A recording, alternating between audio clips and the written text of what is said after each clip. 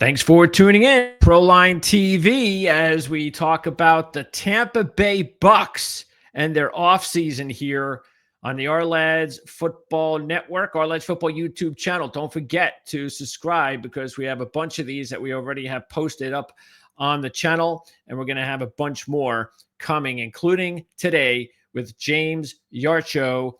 James, of course, is with the Locked On Bucs podcast.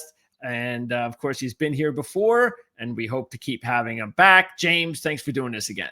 Oh, always a joy to be on here. Love talking with you about the Tampa Bay Bucs and an interesting offseason ahead for them. It's been an interesting start too.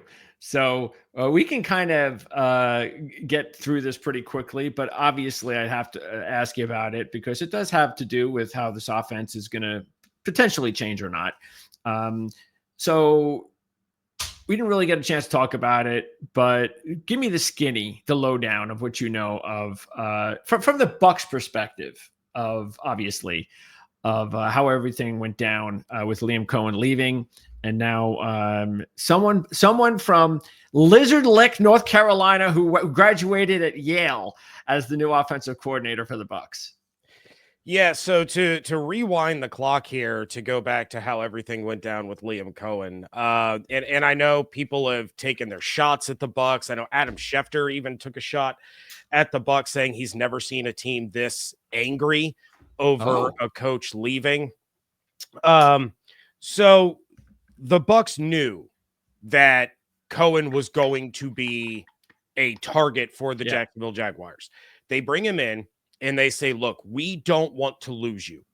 What is it going to take for you to stay here and not go to Jacksonville? This is before the first interview. Okay. Cohen gave him his number. The Bucs met it and made him the highest paid coordinator in the history of the NFL and said, okay, we're giving you what you want. Just please don't take the Jags job. Yeah. And it was actually the Glazers, the owners, that encouraged Liam to take the first interview so that he would have the experience. So this deal was negotiated and done before he even took his first interview with Jacksonville. He takes the interview. He withdraws from consideration. That was on a Wednesday. So it's announced that he's withdrawn from consideration. He's staying in Tampa. Everybody's excited. And then the very next day, he was supposed to come in and sign that contract. The Bucs can't reach him. They can't get a hold of him for over 24 hours. He's not answering phone calls. He's not responding to text messages. And the Bucs are essentially freaking out. Well, Liam calls Todd Bowles a little after 5 o'clock, I believe it was. And says, hey, I've been busy. My kid was at a doctor's appointment, which, is 100% true. Okay. But, that I need to rethink this Jacksonville thing. Well, by time he called Bowles, the Bucs already knew that he was in Jacksonville in the Jaguars facility. That's why While he was on the phone. While he was on the phone. Okay. With Todd Bowles, they had already been tipped off that he was in Jacksonville in the building doing this second interview after Shad Khan had fired the GM and everything. So it was really frustrating because the Bucs felt, hey, we gave you exactly what you asked for with this agreement that you weren't going to leave for the Jacksonville job. You publicly withdrew from consideration and then you ghosted us for 26 hours. And by the time we heard from you, we had already heard that you were in Jacksonville. So Bucs fans were infuriated. The Bucs front office was infuriated. But at the end of the day, they promote Josh Grizzard as their offensive coordinator. And honestly, the players are pumped. There's a lot of faith in him within that building. And there's a lot of confidence for this offense moving forward because they're not doing a full overhaul on the offensive system. It's going to be incredibly similar. The verbiage really isn't going to change. The scheme is going to be tweaked, but not really changed. So even though this is yet another new offensive coordinator under Todd Bowles, his fourth in 4 years, it's a new offensive coordinator for Baker Mayfield. It really isn't going to change much. It's going to be an interesting combination of what we saw from Liam Cohen last year with the Bucs, but also there's going to be some Mike McDaniel things sprinkled in from Grizzard's time in Miami. Grizzard was the only coach retained from the Flores coaching staff to the McDaniel coaching staff. So McDaniel saw something really special in Grizzard. He stuck around, and then he was able to land that job with Tampa. So there's going to be a few tweaks, but by and large, it's going to be the same offense as last year that finished in the top 4 in rushing and passing offenses. They were the only team in the playoffs to be in the top 4 in both. So it was frustrating. It was irritating how it all went down, but ultimately, Baker, Tristan, Mike Evans, they all talked about it at the Pro Bowl, how excited they are to have Grizzard being the one that's going to be leading this offense moving into 2025 and hopefully beyond. And you believe that? You're pretty confident that this is just not window dressing to make everybody feel this is really somebody. And had you heard about this guy before? Like, had this been something that, because sometimes assistant coaches, all right, who he is, where he comes from, but then you don't hear from him at all, and for a year or two until he gets like a better job. Had you heard anything at all regarding this particular coach while he was with the Bucs? Yeah, I mean, he was a big part of what they wanted to accomplish on third downs. So Liam Cohen, he did a really, really great job of kind of delegating certain responsibilities to his other offensive coaches. Grizzard's responsibility was third downs, and the Bucs finished by converting 51.1% of third downs throughout the season. That was the best in the NFL. He did his job. Yeah, those were the plays that Grizzard was drawing up. That was the guy that they went to in those situations, saying, all right, Josh, what do you see? What do you think we need to do here? And he was the best in the NFL at doing it. So, yeah, the excitement from the players is very real. I know a lot of times, players are going to say they're excited or whatever just because they're going to say it. Yeah. You can tell when you're watching these guys talk about Grizz that they kind of light up a little bit. They enjoy him. He's a younger coach. He relates to the players pretty well, and he really is a favorite among that offensive side of the ball. So yeah, it seems like he was kind of that offensive coordinator. He was on that track, and so the fact that they're not losing him and that he gets to be an offensive coordinator in Tampa is really, really exciting. Now, it will be his first time calling plays. There's going to be some growing pains there. There's going to be some trial and error. We saw something really similar with Dave Canales in 2023. Yeah, that was his first time calling plays since he was a high school coach. And he ended up, hitting his stride and kind of finding a way about doing things. And that led to him being the Carolina Panthers head coach. So, there will be, some rough spots and some growing pains, but yeah, I think Grizz was really the right move for the Bucs, especially in maintaining some continuity with the offense. They were able to keep a lot of their coaches. Liam Cohen had reached out. He wanted to interview both of the Bucs offensive line coaches for his offensive coordinator position. The Bucs blocked those. I can imagine. They said absolutely not and gave both of those guys promotions. So, they're basically the entire coaching staff with, outside of the addition of Kefense Hinson, who comes from Oregon State. He's going to be the pass game coordinator there for Josh Grizzard. The offensive staff is pretty much staying exactly the same. So you have that continuity there, which is really what the Bucs need to be able to build off of. Okay. And look, this is where these coaches come from. They come from somewhere. They don't just magically become head coaches or offensive coordinators. So they got to pay their dues, and you just hope that you hit on the right ones. And there's a lot of that going on this offseason. I know I'm going through that from my team as well. So you just hope that the guys that they hire and they put themselves in positions that they've never been in before can handle it. And but it sounds like it's a lot better situation than maybe some people on the outside might have figured. And fans, speaking of the coaching staff, how do they feel about Todd Bowles? It's mixed. There were a lot of fans that were they were angry at the Liam Cohen situation, but they were even more angry at Jason Light and the Glazers for not firing Todd Bowles to promote Liam Cohen so that the Bucs didn't lose him. Okay. And, you take a look at Todd Bowles and, I understand there's some frustrations there. I understand that, this is a guy that, despite winning the division now 3 years in a row, no other Buccaneers head coach in history has ever done that. Not Tony Dungy, not John Gruden, not Bruce Arians. It's Todd Bowles. He's the first one to win 3 division titles in a row, but he's done so by the skin of his nose. Is basically how you do. You do it at 8-9, then you do it at 9-8, then you do it at 10-7. And the defense was better problem. Yeah.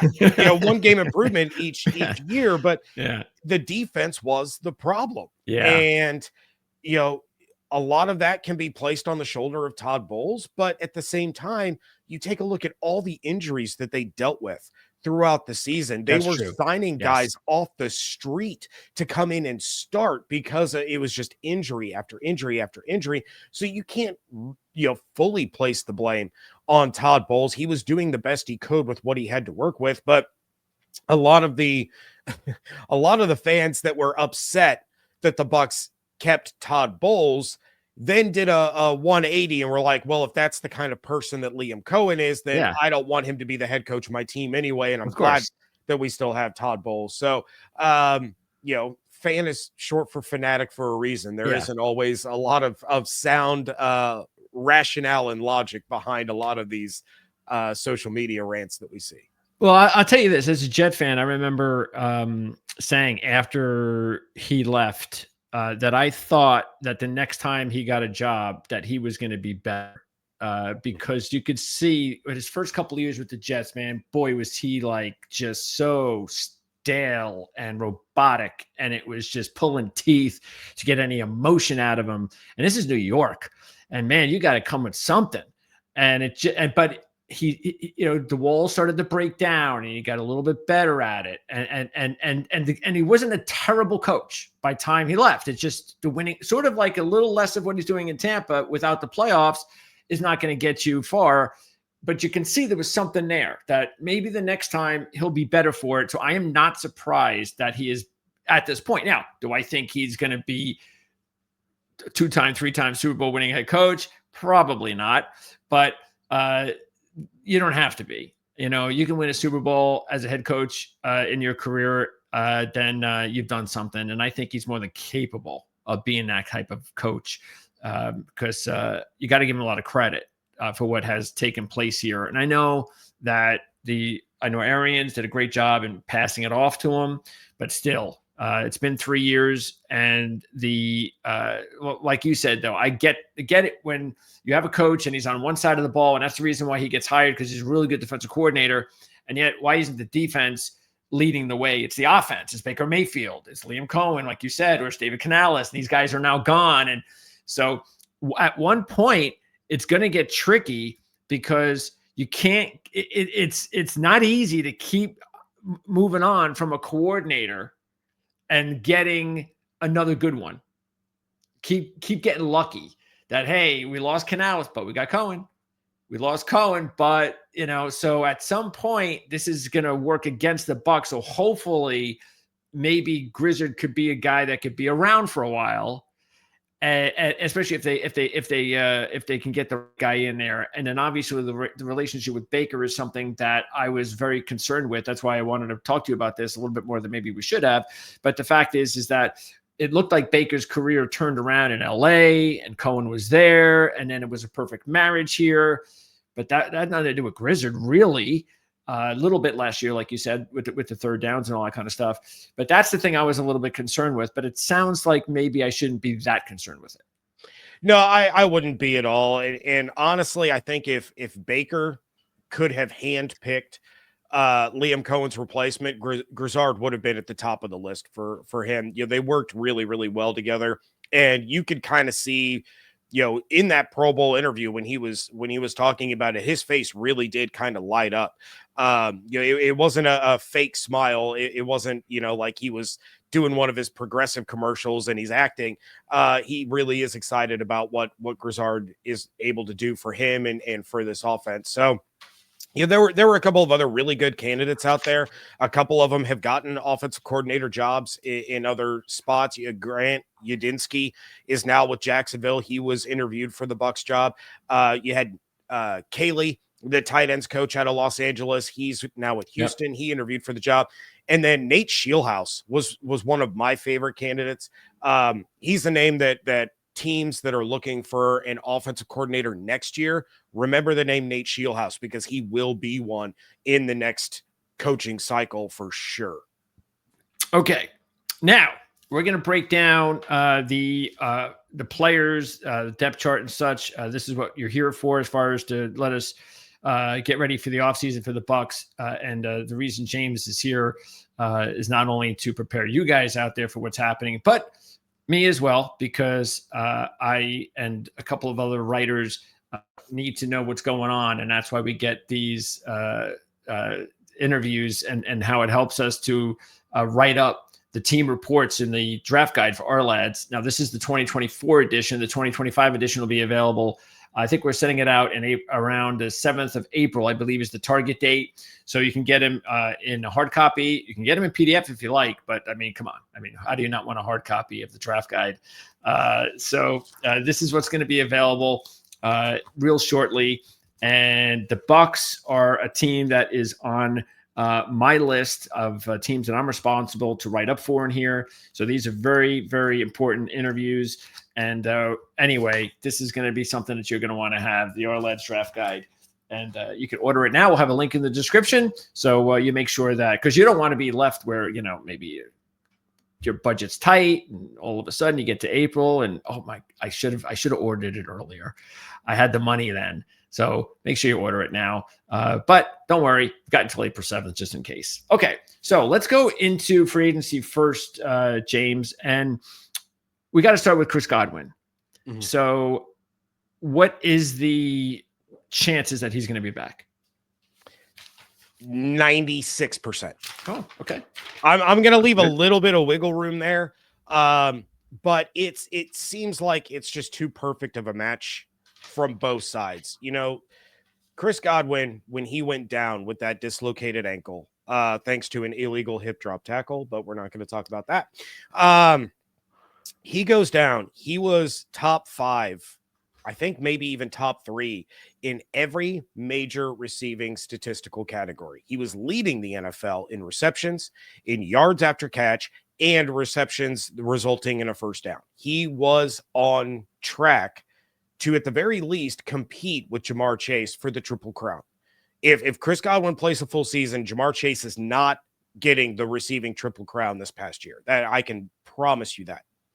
So in a contract year, he's playing the best he has ever played, and he goes down with that injury. Now, that is the second big leg injury that he has suffered in his career. The nice thing about this one is, if you want to find a silver lining, is that it wasn't ligaments. It wasn't like the ACL tear in 2021.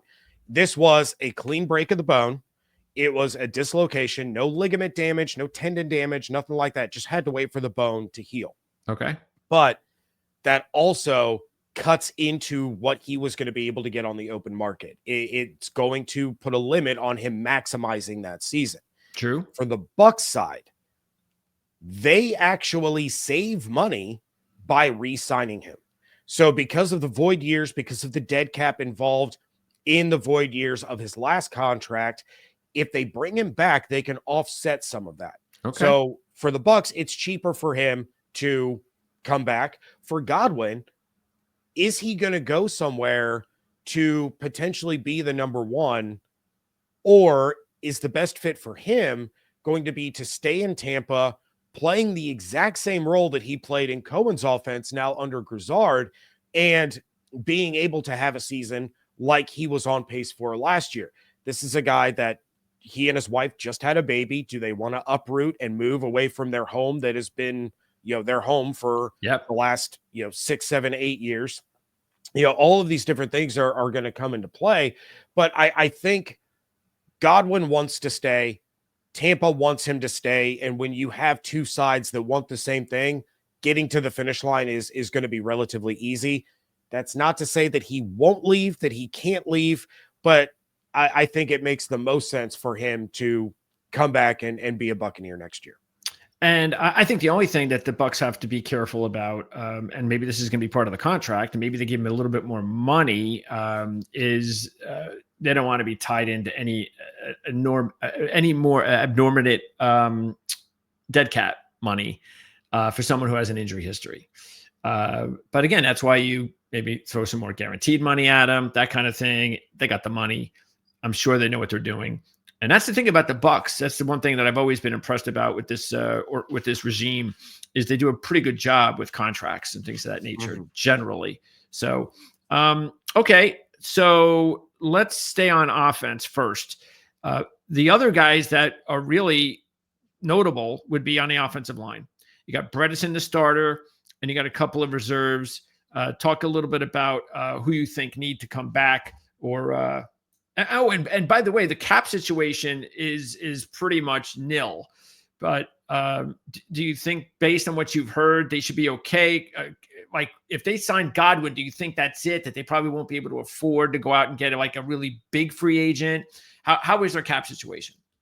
So, according to, it depends on where you look, but according to Over the Cap, they seem to be a little bit more on top of things. The Bucs have about $2.2 million in cap space. Yeah.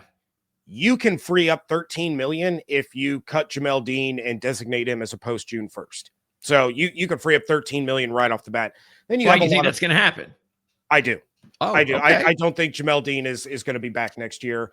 But then you have a lot of common sense restructures, right? The Bucs threw around a ton of money last year. Baker got $100 million. Antoine Winfield Jr.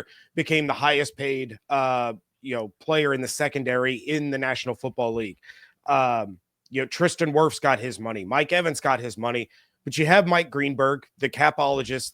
That's his specialty. It was so great that Greenberg was able to stay in Tampa with Jason Light. They're able to maneuver some of those things. So you can restructure all of the guys that you just re-signed last year.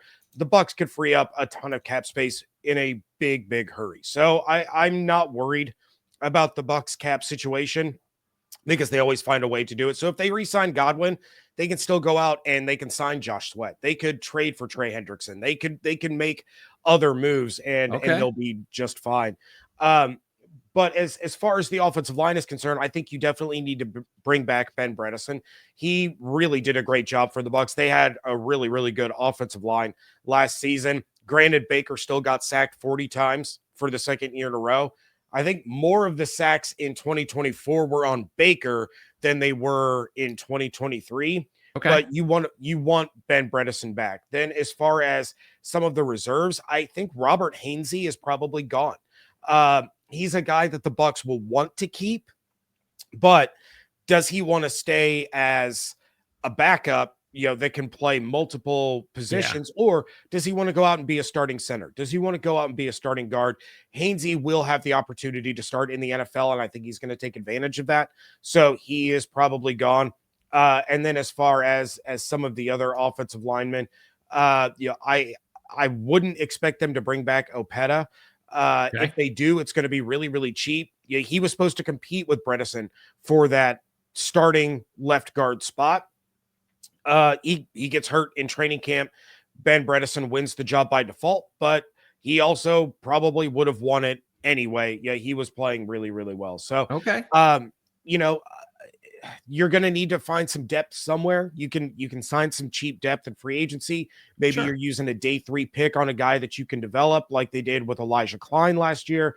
But Bredesen to me is a guy that definitely needs to be back next season. Okay. That's interesting. Oh, and Schooley. How do you pronounce his name? Oh, Justin School. School. That's it. He's a guy he'll probably be back. Again, he'll be cheaper depth. I don't think he's going to find a starting job out on the open market anywhere unless Liam Cohen really, really loved him. Because that Jacksonville offensive line is just a hot mess. Oh yeah. So Robert Hainsey could end up in Jacksonville. Keep your eye on that. But Justin School, he's a guy that the Bucs will probably want to bring back as some affordable depth. And I would see that as being something that lines up pretty well. All right. So there's the off. Oh, by the way, Trask, moving before we go to defense. Do they just bring him back on the cheap and just repeat? No reason to screw that up, or do you think they're kind of moving on?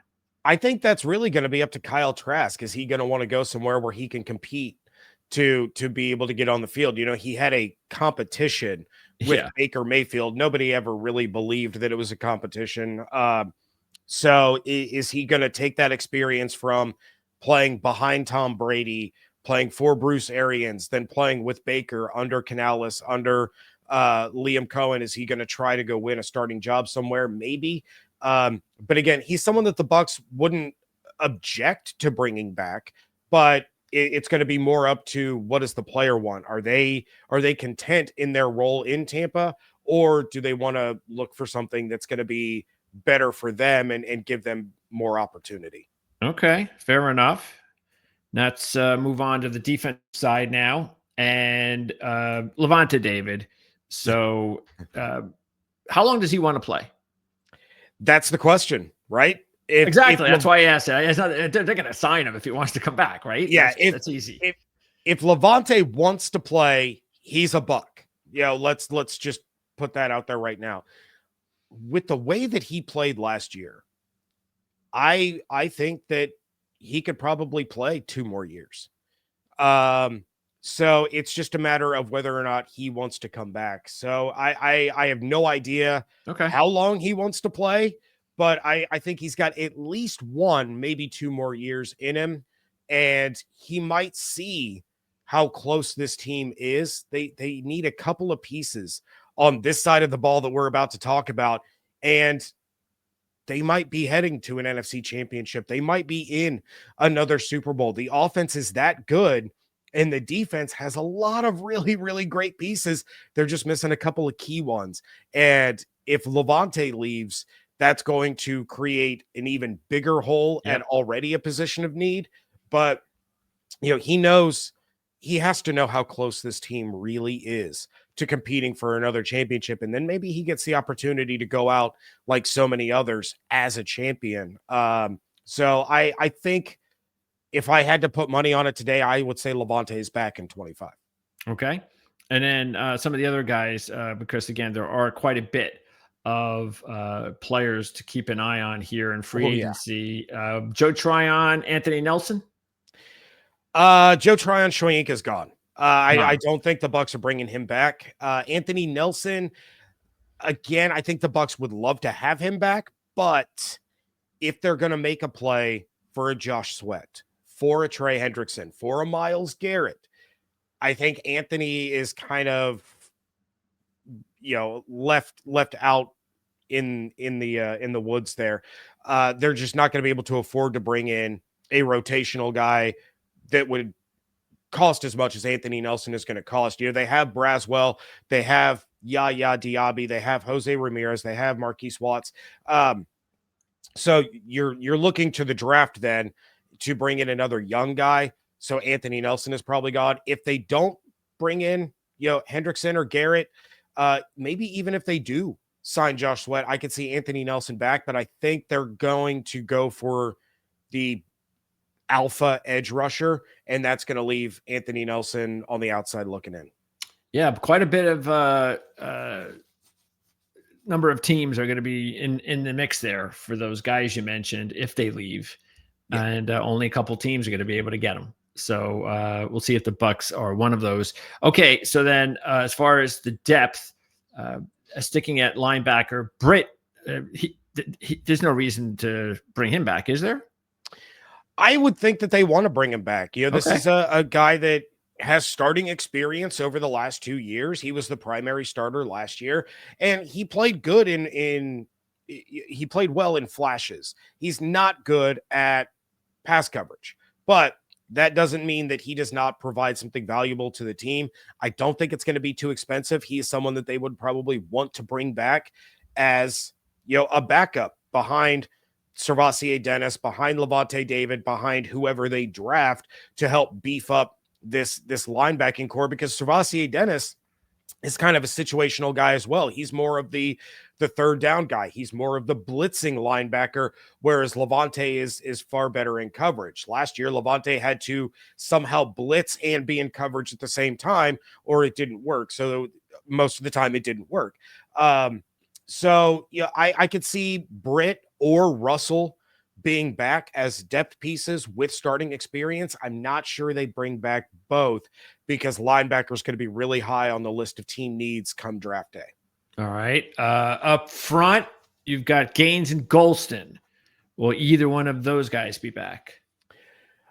Golston falls into the Levante category. If he wants to play another year, it'll be in Tampa, but he's getting close to retirement. I'm not going to put too many eggs in that basket. I think Greg Gaines is gone. He's been great. He's been a wonderful rotational player.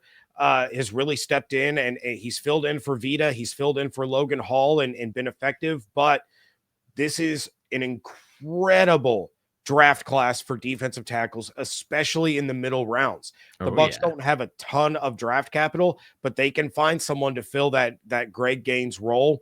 You know, even in the beginning part of day 3, if they want to use a 4th rounder on a defensive tackle, and it's going to be a heck of a lot cheaper than what Greg Gaines is going to cost. So I think Gaines is probably gone. Okay. And in the secondary. Oh man. Yeah. Now a lot of so first of all, what happened to Thomas? Tavier Thomas really was just more of a special teamer. You know, he had a couple of snaps at corner because of all the injury problems, but by and large, he was a special teams contributor. Was that surprising, or is that just because his play dipped, or what? I mean, it was a little surprising given the expectations. Okay. You know, we all kind of felt that he was a guy that was going to be able to come in and contribute as a corner. When he had his opportunities, it wasn't pretty. It wasn't good from a coverage standpoint. It wasn't good from a tackling standpoint. So, you know, I think that's somebody they're probably going to move on from. Okay. So between Edwards, Neal, Thomas, and Hill and Hall, do they want to keep any of these guys? Oh, I would think that they might try to keep Mike Edwards, and maybe Jordan Whitehead ends up being a cap casualty. He did not live up to expectations. Again, injuries play a huge role. It wasn't very often that Jordan Whitehead and Antoine Winfield Jr. were on the field together last year. True. They had to bring in Mike Edwards, who played well. You know, when he came back, he knows the system. He's really the only consistent ball hawk under Todd Bowles in Tampa since Bowles arrived in 2019. So I could see them moving on from Whitehead, bringing back Mike Edwards, probably for less than they're paying Jordan Whitehead. And then you look to the draft. Could you snag Marquise Watts in the 2nd round? You know, out of Notre Dame? That dude is an absolute monster. And you know, he's as much of a ball hawk as you're going to find in this draft. Bryce Hall, I would love for them to bring back Bryce Hall because we never really got a chance to watch him. He got hurt in the first game and was out for the year. Okay. You know, and the Bucs definitely could have used him. Ryan Neal, you know, they already moved on from him once. That was a desperation move. Troy Hill, he was an in-season signing. You know, sure, they could bring him back on the cheap. You know, they're probably going to look to try to upgrade their depth a little bit there. So I you know, if Hill gets re-signed, it's kind of like, okay, I get it. He was already here. He's probably not going to see the field much. So keep an eye on Whitehead and Dean as potential spots, even though you believe Dean is more of a definite move on cut. I think so. Again, he signed a huge contract and has not lived up to it. He cannot stay on the field. You know, and when you're looking at a situation where you need to bring back the 2nd best receiver in franchise history, you need to sign an elite edge rusher. You need to sign a starting linebacker that can actually drop into coverage and not give up huge chunks. You need to upgrade your corner situation anyway.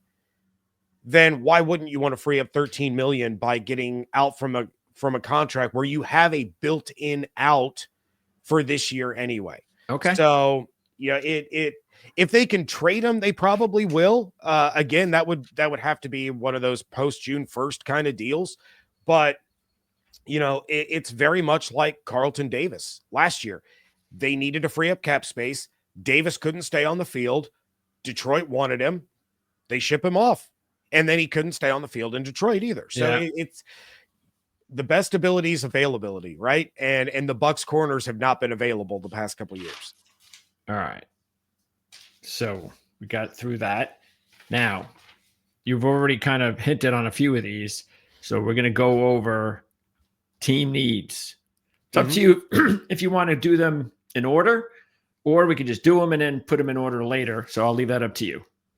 Yeah, I mean, in order, edge rusher, corner, linebacker, defensive line. Those are the top four right out of the gate. Edge rusher is defense. Yeah, and edge rusher is by far the most important. Yaya Diaby, he was one of the best in the NFL at generating pressure. Couldn't finish the job. Your leading sack guys on the defense last year were two defensive tackles and Levante David. That's not what you want out of a Todd Bowles defense.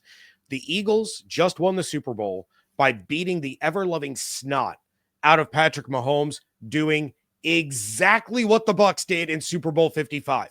They got pressure with their natural pass rush and did not blitz. The Bucs' natural pass rush is non-existent right now because they don't have 2020 Shaq Barrett on the edge. They don't have 2020 Jason Pierre-Paul on the edge.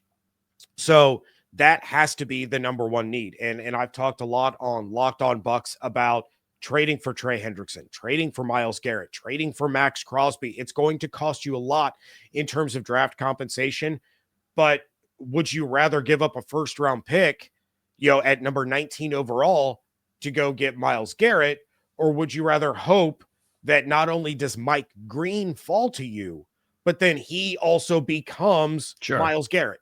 A bird in the hand is worth two in the bush. So, that is far and away the most important thing. And then corner and linebacker, you can make the argument for either one being the second biggest need on this team. But again, if you're going to get rid of Jamel Dean, Zion McCollum was fantastic last year. He was one of the better corners for sure. And you need someone on the other side of him that you can rely on to be out there for 17 games. Plus, if you're making the postseason, you need a shutdown, lockdown corner. So you have options in the draft. Benjamin Morrison, another Notre Dame guy. I've been hyping him up since November.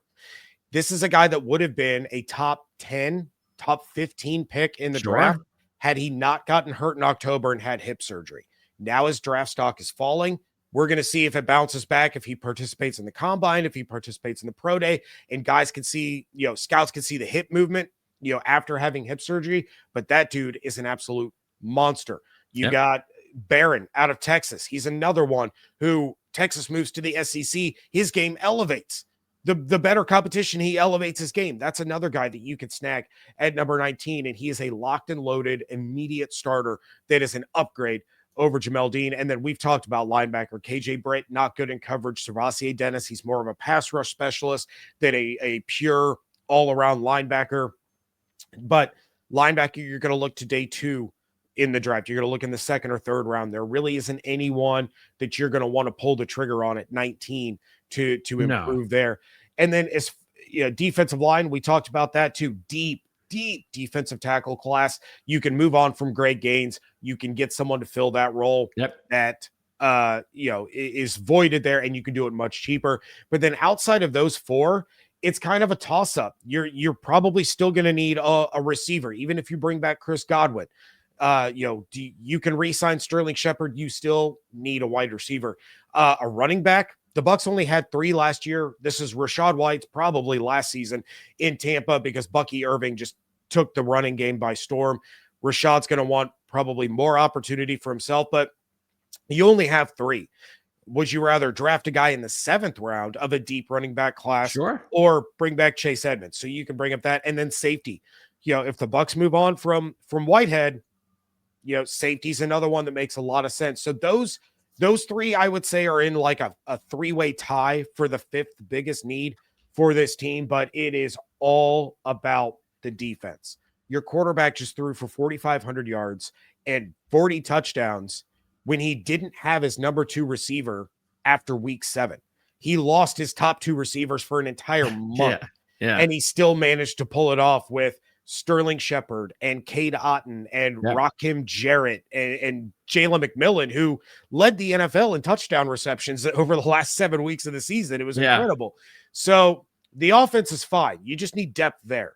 Defense is where all the focus has to be if you are going to turn this from a division winner into a legit championship contender.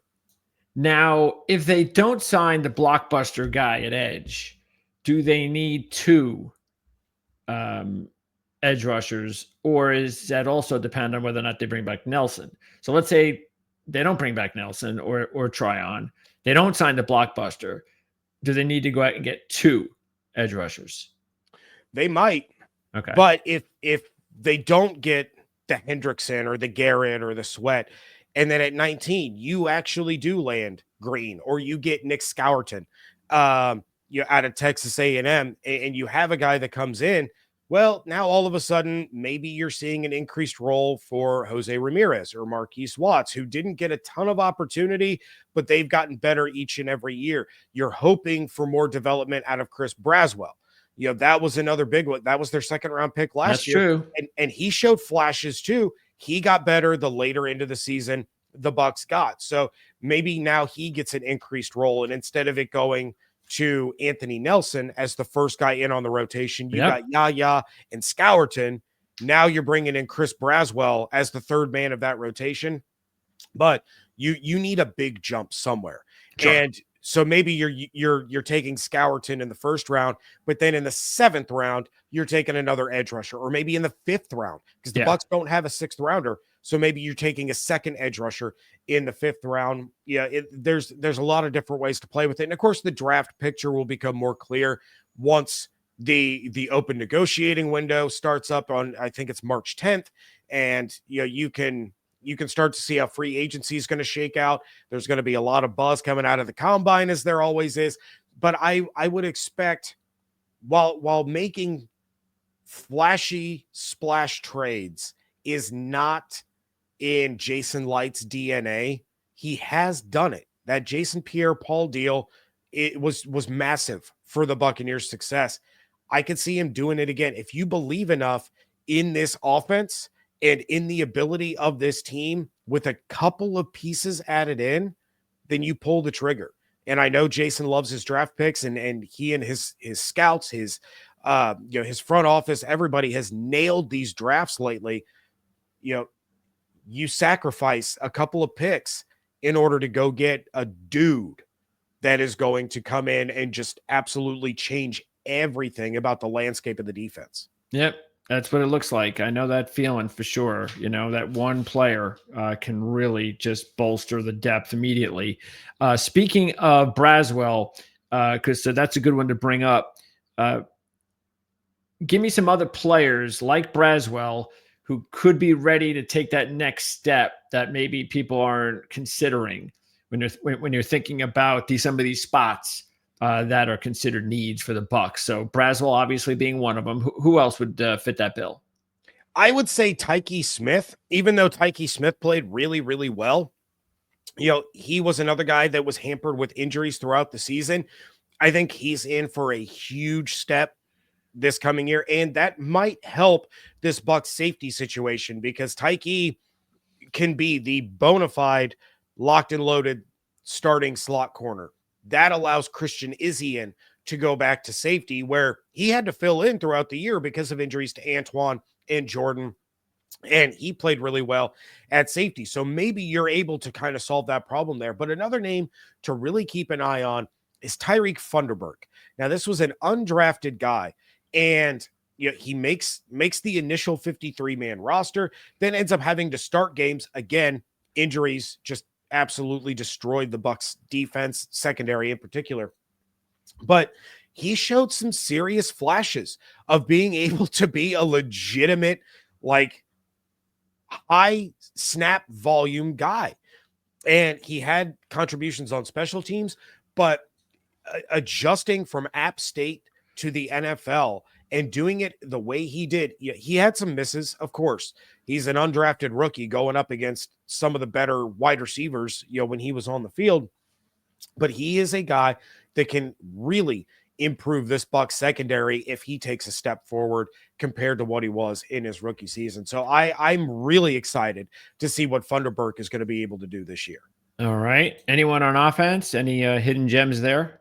I wouldn't say hidden gems. Devin Culp, when Cade Otton went down with injury and was out for, I believe he was out for 3 games, Devin Culp stepped up in a huge way. I think it was all but one of his receptions over a 3-game stretch resulted in first downs, and they were third down targets. He was absolutely fantastic, and he was a guy that kind of came along slowly, was fantastic in the preseason, but was regularly a healthy scratch on game day. He was a game day inactive, got his opportunity, and really stepped up in a big way. I love the tight end trio that they have of receiving tight ends: Cade Otton, Payne Durham, Devin Culp. Keeft is more of a blocking tight end. He's not going to get a ton of targets, but Devin Culp showed some serious skill. And then, of course, Jalen McMillan, the big question around him, can he put together a full season of what we saw over the last 7 weeks? Sure, where why not? every reception that he had was one of 2 things. It was either a first down or it was a touchdown. Yeah. He was tied with Jamar Chase for the most touchdowns. He had 7 touchdowns over the last 5 weeks of the season. The only player in the NFL to have that many touchdowns over the same games was Jamar Chase. So, this is a guy who was starting to get more comfortable in the offense, was getting away from some of the injury issues. Can he put together a full season? And if he can, and the Bucs bring back Chris Godwin, and you have that trio, honestly, that's as scary, if not more scary, than the trio they had in 2020 after they signed Antonio Brown. And you had Evans, Godwin, and AB, not crazy AB, for that Super Bowl run. McMillan is special. He is really, really special. And I'm interested to see if he can put it together for a full 17 games. Before I let you go, so you talked about Bredesen, and you spoke more highly of him than I thought you would. So that's good. That means that they're set center left. Are they set? Are they completely set also on the right side? And because, but bottom line is, do you think that this offensive line, if they bring back Bredesen, is a good offensive line that they can just get better, or do they need to improve in any specific area? No, if they bring back Bredesen, their O-line is set. It is solid. It's a drastic upgrade over what they had in 2023. And you can see that in the run game more than anything with what Bucky Irving was able to do. Rushing for over 1,100 yards and the way they were able to just open up some holes for him. And of course, the offensive line dealt with injuries as well. Luke Gedeke missed a couple of games because of a concussion. Cody Mauch still kind of up and down, but he was better in his sophomore year than he was in his rookie year. Graham Barton, he had his ups and downs as a rookie, but he's going to be a perennial Pro Bowler, probably an all-pro center for years to come. But Bredesen really, really came into his own. It helps when you're lining up next to Tristan Wirfs, but he really was kind of the missing link there. And I think the Bucs really, really want him back. And special teams, by the way, are they set there? I know McLaughlin had a hell of a year. Oh yeah, Chase McLaughlin from my beloved Fighting Illini. They need a punter. Okay. They went through, I think, 4 last year. Jake Camarda just could not get it together. And they bounced all over the place. They were signing a new punter every week. They were doing practice squad elevations. So I don't know if Jason Light trades down in the draft in, say, the 2nd round, and he picks up, a 5th rounder and another 7th rounder. I could see him using a 7th rounder on a punter. Okay. But yeah, that's a position that needs to be addressed. Other than that, they're fine. And the return game as well? They're good? Yeah. Yeah, their return game is good, especially those opportunities where you have Sean Tucker and Bucky Irving back there returning kicks. I think they're going to start to save Bucky a little bit. Bucky Irving returning kicks. Yeah, I think that has to come to an end. That needs to be one of those special situations like when AB or Deshaun Jackson would go back to return punts. It's not all the time, but Sean Tucker did a really good job. Rakim Jarrett is going to have his opportunities. I don't know if I love Trey Palmer on the punt returns. Sometimes he makes you kind of tense up a little bit because you don't know if he's going to fair catch it when he should. But when he gets opportunities, he can make some magic happen. But I wouldn't see any overhauls coming in the return game. All right. Excellent. Well, you did a great job as always, James. I appreciate it. And the fans must be really excited about what could possibly happen with a really good offseason. Because as you said, it's nice to win divisions and such. But the Bucs have got themselves a franchise quarterback, which is not easy. Who would have thunk it? But those are great stories. And Baker is someone that deserved it.